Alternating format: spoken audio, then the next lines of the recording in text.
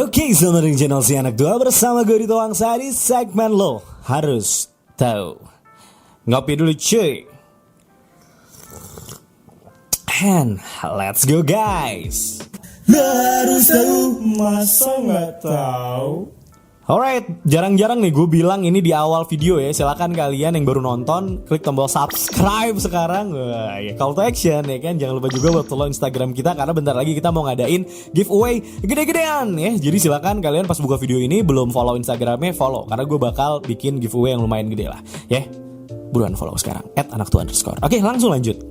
Kemarin gue harusnya nge-live bareng sama Landy, tapi karena gue nge-live juga malamnya, kemalaman jadinya gak bisa nge-live. So langsung aja gue bikinin recapnya dari EA Play Live kemarin ya, jam 6 pagi.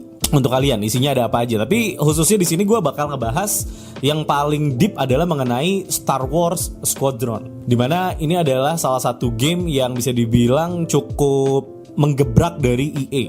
Dari sisi apanya bang? Mari kita bahas. Tapi beberapa berita gatal banget pengen gue omongin, yaitu salah satunya adalah berita mengenai konfirmasi yang dilakukan oleh EA juga kemarin terkait dengan Apex Legends yang katanya udah ada fitur crossplaynya dan akan segera hadir di Nintendo Switch dan juga akan hadir di Steam ya. Karena memang kalau kalian bisa lihat, dan kita udah pernah bahas di What's New sebelumnya, bahwa memang EA dan si Steam ini bakal ada kerjasama juga ke depannya. Udah bisa kalian lihat juga beberapa game dari EA sudah masuk ke Steam, termasuk The Sims juga katanya gitu ya. Dan harganya lumayan wow. Dan tentunya EA juga membawa beberapa game barunya, tapi yang pengen gue sebutin di sini itu ada si Rocket Arena salah satunya yang menurut gue cukup dibilang menarik amat enggak sih sebenarnya. Cuman gue agak kaget aja gitu EA berani bawa sebuah game yang kayak gini gitu. Jadi ini sebenarnya shooter ya, game shooter multiplayer. Tapi dengan namanya Rocket Arena, otomatis ya kalian fokusnya itu pakai roket gitu. Tapi karakternya katanya bisa di custom dan segala macem lah. 3 lawan 3 katanya, dan ada fitur crossplay-nya juga gitu. Dan ngomongin crossplay, kayaknya udah banyak banget game-game yang sekarang dari EA itu kayaknya udah mulai bisa di crossplay kan ya. Oh ya, satu lagi informasi nih di What's New, nanti gue bahas panjangnya, tapi salah satunya adalah kekecewaan gue mendengar bahwa Cyberpunk 2077 kembali mendapatkan pengunduran dari jadwal rilisnya yang mundur ke tanggal 19 November 2020. Nanti gue bahas lebar sama lain di What's New. Langsung aja kita bahas. Itu adalah mengenai Star Wars Squadron. Jadi gue mau cerita sedikit bahwa gue ini baru aja ngeberesin yang namanya Star Wars Battlefront 2. Jadi gue suka banget sama Star Wars, gue juga ngikutin film-filmnya juga, tapi Battlefront gue gak suka karena memang fokusnya di multiplayer. Yang pas keduanya bilang ada campaign, gue belum nge-review deh kayaknya saat itu. Ditambah gue juga tidak terlalu suka dengan campaignnya yang terlalu pendek, jadi gue gak tertarik. Pas digratisin, oke lah gue coba. Dan ternyata campaignnya lumayan menarik, walaupun memang sangat terasa main aman sekali dan Disney sekali ya rasanya. Karena di awal lu tuh jadi Imperial Commander bernama Iden Versio, tapi ini sorry spoiler ya kalau buat kalian yang belum main, skip aja part yang ininya biar langsung ke yang berikutnya karena takutnya spoiler. Jadi kalian berperan sebagai Imperial Commander namanya Iden Versio, dan gue udah semangat gitu ya bakal jadi penjahat nih gitu dari sisi yang baru lah. Jadi sudut pandang yang bisa dibilang kalau kita ngomongin Imperial kan antagonis banget kesana ya. Nah tiba-tiba di tengah jalan malah dia masuk Rebellion, itu kerja sama Leia Organa. Jadi gue agak sedikit kecewa di situ karena terlalu bermain aman dan tidak seperti apa yang gue bayangin. Nah kalau ngomongin single player campaign dari si Squadron ini kayaknya menarik. Yang gue ambil si informasinya yang pertama adalah gue sebenarnya udah bikin ini sama Landy nih, cuman gara-gara sederhana nggak bisa diupload, jadi gue ngulang lagi sendirian. Jadi ini adalah single player campaign Squadron ini kita main dari kedua belah sisi, yaitu dari sisinya Rebellion maupun dari sisinya Imperial. Dan itu gue cukup kaget karena di awal gue sama Landy menduga bahwa kita bisa memilih salah satu, tapi ternyata kita itu mau nggak mau campaign ya harus mainin dua-duanya. Jadi dua sisi gitu ya, sebagai si Rebellion juga sebagai si dari sisi Imperial juga lah, bisa dibilang kayak gitu. Dan kita itu nantinya tidak ada karakter yang memang sudah dikasih dari sana, artinya kita akan mengcustom player kita sendiri. Jadi ya baik yang sisi Rebellion maupun Imperial itu kita bikin sendiri. Kayaknya bakal ada unsur-unsur RPG-nya dikit kali ya, kalau kita mengingat kita juga mengcustom player kita sendiri. Dan gue cukup berharap bahwa campaign ini akan punya story yang cukup bagus dan cukup panjang lah, karena yang di Battlefront itu menurut gue kurang banget. Karena kalau ngomongin Star Wars dan game single playernya yang kemarin udah lumayan menggebuk adalah si Jedi Fallen Order ya. Menurut gue itu udah cukup oke lah gitu ya, dan mudah-mudahan si single player campaign dari Squadron ini cukup menarik. Oke, kita lanjutin ke gameplaynya. Jadi memang nungguin si EA Live ini kan untuk ngelihat gameplaynya tuh kayak gimana, dan ternyata setelah dilihat banyak juga teman-teman yang beranggapan ini akan seperti battleshipnya si Battlefront 2. Yang menurut gue jujur aja Battlefront 2 itu punya battleship yang udah cukup bagus menurut gue. Gue aja yang motion sickness masih bisa mainin dan masih kerasa cukup asik juga. Jadi menurut gue itu udah bagus, dan mungkin gue cukup berharap bahwa Squadron ini adalah sebuah battleship dari Battlefront 2 yang diperbaiki aja sih. Dan benar adanya mungkin kurang lebih kelihatannya seperti itu. Dimana gue bisa lihat sekarang secara gameplaynya, user interface-nya, head up display-nya, kita bisa lihat cockpitnya. Dan kalau kita lihat di sini, dimana kalian akan melihat cockpit yang memang jauh terlihat lebih aktif daripada cockpit yang ada di Battlefront 2 yang memang cuma pajangan doang kelihatannya gitu ya. Dan lebih ditunjukkan bahwa kita bisa pakai view third person. Kalau di sini emang first person dan emang diliatin dari sisi cockpitnya.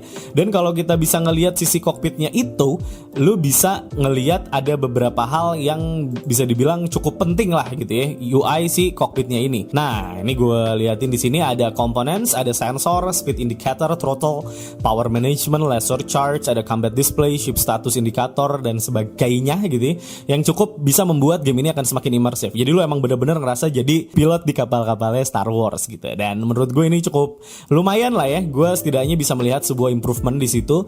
Lalu kalian juga bisa ngelihat bahwa game ini memang akan disuguhkan dengan beberapa gameplay multiplayer mode-nya juga yang mungkin akan cukup menarik. Kenapa bisa menarik? Karena menurut gue yang pertama adalah game ini akan langsung dirilis secara cross platform. Jadi nggak peduli teman lu di platform apa ya, kalian bisa main bareng. Dan menurut gue game multiplayer zaman sekarang itu emang harusnya udah cross platform gitu loh, biar kalian itu bisa main bersama, tidak peduli memandang apapun platformnya gitu. Mantap kan? Dan kebetulan EA membawa hal tersebut di Star Wars Squadron ini. Lalu juga multiplayer mode-nya juga lumayan menarik, dan salah satunya yang menarik buat gue, kalau dogfight kayaknya udah biasa, dan gue ngelihat di sini ada fleet mode yang dibilang katanya fleet mode ini adalah salah satu mode yang menjadi mode ciri khasnya dari si Star Wars Squadron ini gitu. Nah, lu bisa lihat juga di sini bahwa memang nanti ada skemanya di mana lu nanti akan dogfight dulu di depan, lalu lu akan ngelawan kapal-kapal yang medium yang lumayan gede.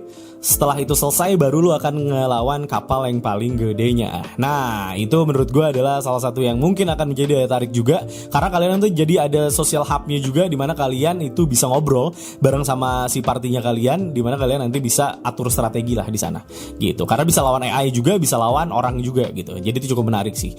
Lalu selanjutnya kita kalau ngomongin multiplayernya, lagi-lagi ya, ini juga udah pernah gue duga waktu di live gue bareng sama Landy, bahwa memang akan ada beberapa kapal yang memang punya skill berbeda-beda gitu. Jadi emang kapalnya akan banyak nih. Dimana kita bisa lihat di sini ada kapal yang pertama itu kapal yang paling standar kayaknya ya, yaitu adalah fighter. Jadi ada TIE Fighter sama X-Wing. Dimana mungkin kalian udah cukup biasa melihat dua pesawat ini. Itu adalah yang fighter. Dan lalu ada stat yang bisa kalian lihat juga di sana. Lalu selanjutnya ada interceptor, lalu selanjutnya ada support, lalu selanjutnya lagi ada bomber gitu. Jadi ada beberapa kapal yang memang bisa kalian pakai sesuai dengan strategi kalian nantinya gimana di timnya kalian. Lalu si kapal juga bisa di custom, karakternya bisa di custom, dan entah kenapa ini menurut di mata gue sih mirip sekali dengan Hermione ya, Emma Watson. Memang merefer pada itu apa enggak gitu, tapi menurut gue mirip banget ya. Nah, oke, salvo. Kita lanjutin lagi bahwa memang tuh di dashboard kalian juga bisa ngelihat di sini ada hologram yang bisa kalian lihat. Jadi memang si cockpitnya ini kelihatan aktif banget. Kalian juga bisa naruh semacam apa sih, anak-anakan Jogja itu apa namanya? Bobblehead gitu yang kepalanya goyang-goyang gitu ya, anak-anakan Jogja. Ya bobblehead lah ya, tuh bisa lihat tuh kepalanya goyang-goyang. Kan bisa dashboard mobil juga ada ya. Terus juga ada yang namanya ship loadouts components, dimana ini menurut gue kalau kalian yang biasa main game kayak MOBA gitu ya, biasanya udah biasa dengan hal-hal seperti ini ada kayak perks-perks gitu yang bisa kalian pakai sesuai dengan role kalian. Jadi kalian juga bisa bereksplorasi. Ada beberapa kapal yang misalnya bisa untuk stealth, terus kalian pakai beberapa perks yang bisa membantu kalian untuk melaksanakan itu. Atau misalnya bisa eksplorasi juga di aneh-anehin, misalnya mungkin kalian punya ide tertentu, nah bisa juga di sini. Lalu selanjutnya itu yang menarik adalah semua ini progresnya itu bisa kalian dapetin tanpa adanya microtransaction. Dan menurut gue ini adalah nggak EA banget, jelas.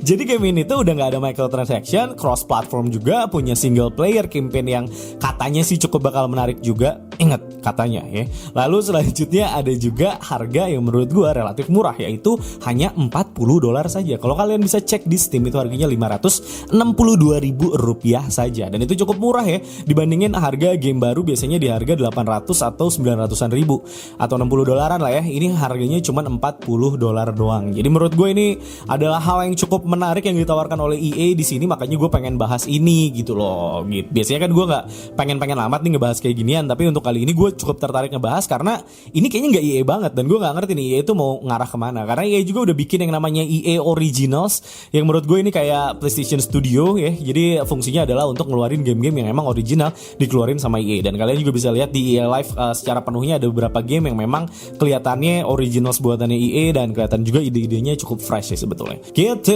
So mungkin itu aja yang bisa gue jelasin di sini. Gue nggak tahu apakah kalian akan tertarik dengan ini atau enggak.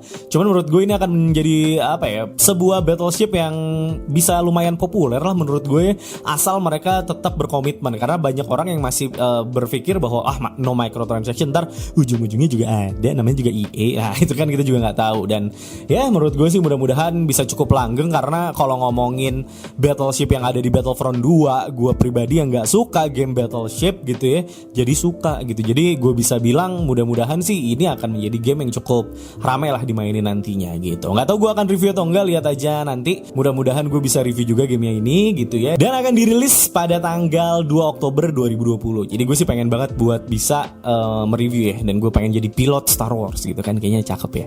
Mantap. So gitu aja ya. Mudah-mudahan Motif dan EA di sini bisa berhasil mendeliver sebuah game yang mantap gitu ya. Karena katanya yang bikinnya juga si Ian siapa gitu namanya ya. Bukan Kasela, bukan ya. Pokoknya si Ian siapa tadi yang di awal di gamenya itu dia bilang dia adalah salah satu fans berat dari Star Wars, sehingga dia memang membuat Star Wars ini dari kecil udah biasa gambar-gambar kapal-kapal Star Wars gitu. Jadi sangat menarik menurut gue dari sisi itunya gitu. Alright, gitu aja dari gue Dito Wangsa dan Dolo untuk konten lo harus tahu kali ini. Dan silakan tulis di kolom komentar menurut kalian game ini bakal kayak gimana dan apakah kalian tertarik dengan game ini. Silakan tunggu juga What's New, kita nanti akan ngebahas beberapa game lainnya dari EA Live juga bareng sama Landy nanti ya, ditungguin aja.